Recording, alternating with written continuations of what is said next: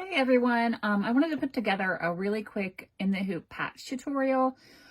These normally take like a super long time to stitch out because of all the background fill on them. So I'm going to talk about a couple different ways to make them, show you how to make them as designed, and then we'll talk about some options if you don't mind Gus being obnoxious in the background. So I wanted to kind of do it this way because it does take so long to stitch out, and if I did it in real time, we would be here forever. So this is kind of a step-by-step assembly. So I went ahead and did them and went step-by-step on the patch and how it's assembled. So once you load the patch onto your machine, you're going to want to use a material, something kind of heavier. I like to use patch twill, which looks like this. It's heavier.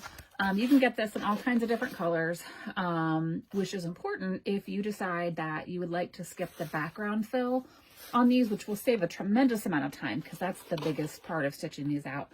So you can get all kinds of different colors. So that way, I've got several here, actually. If I can unroll them, we've got so much in there.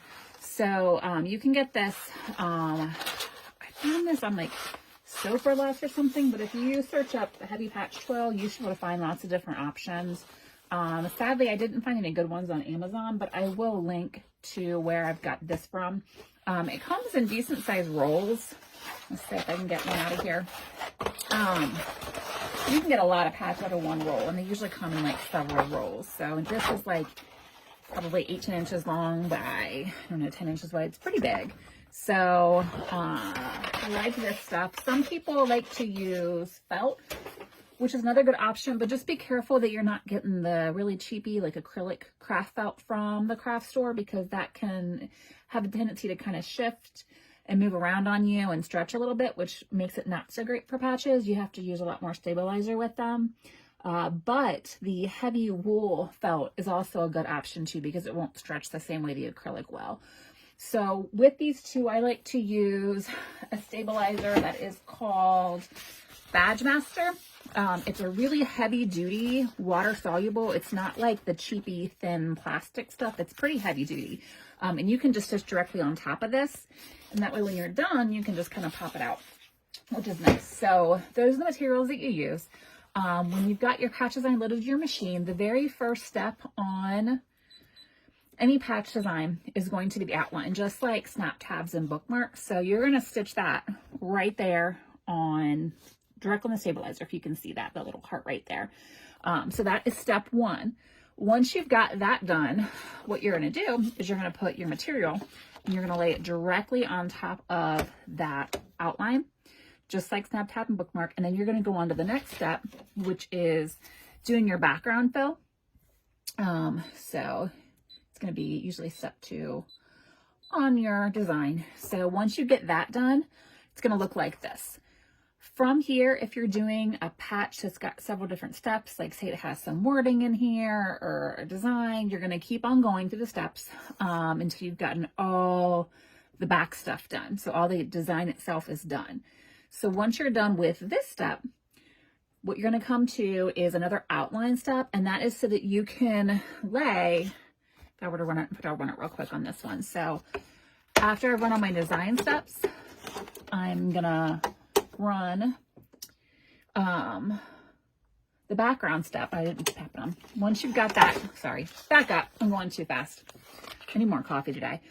Once you've got that done, following the original outline stitch, and you can kind of see in the back of your patch here, you're going to lay down your backing piece. If you want to use a backing piece, you don't have to, especially if you're doing sew-on patches. There's really no need to put a background piece on it on the back, but it's totally up to you. I usually omit it, but there is a step in here to do that. So that would be the second to last step. You would put your backing fabric down and go over it. If you're not going to use a backing fabric, then go ahead and just skip that step. But once you have that down, the next step, you'll run it and it will tack down that backing fabric. Okay. So once you've got the backing fabric on, if you want it on, or you're just going to step, you're going to go ahead and trim out all the excess fabric with your applique scissors. So make sure that you get all the front really well.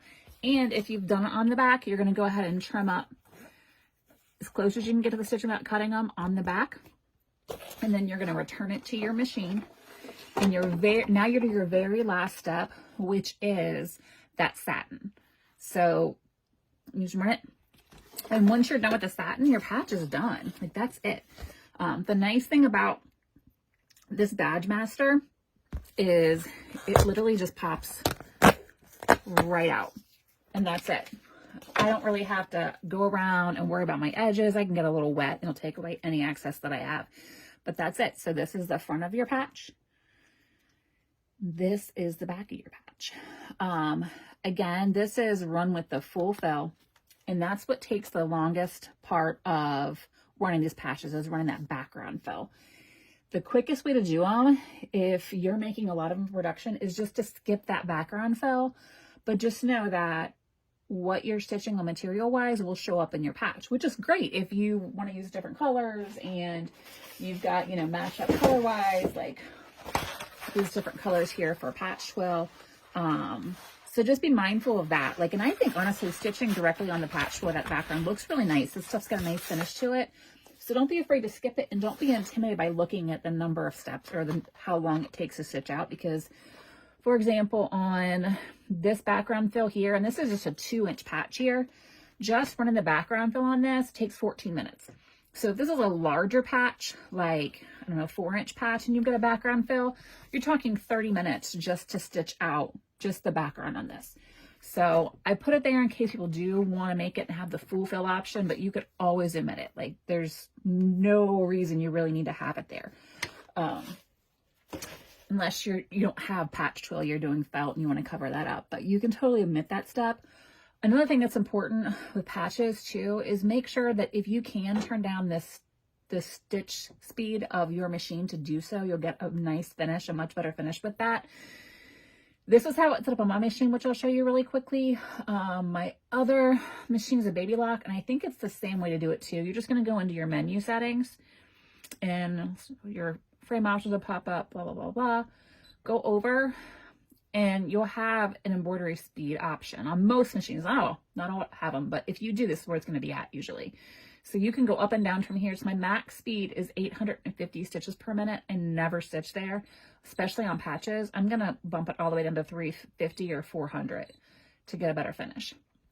So I hope that's helpful. I will pop links into the patch twill and the Badgemaster so that everyone has access to see where to get those. And I hope that was helpful.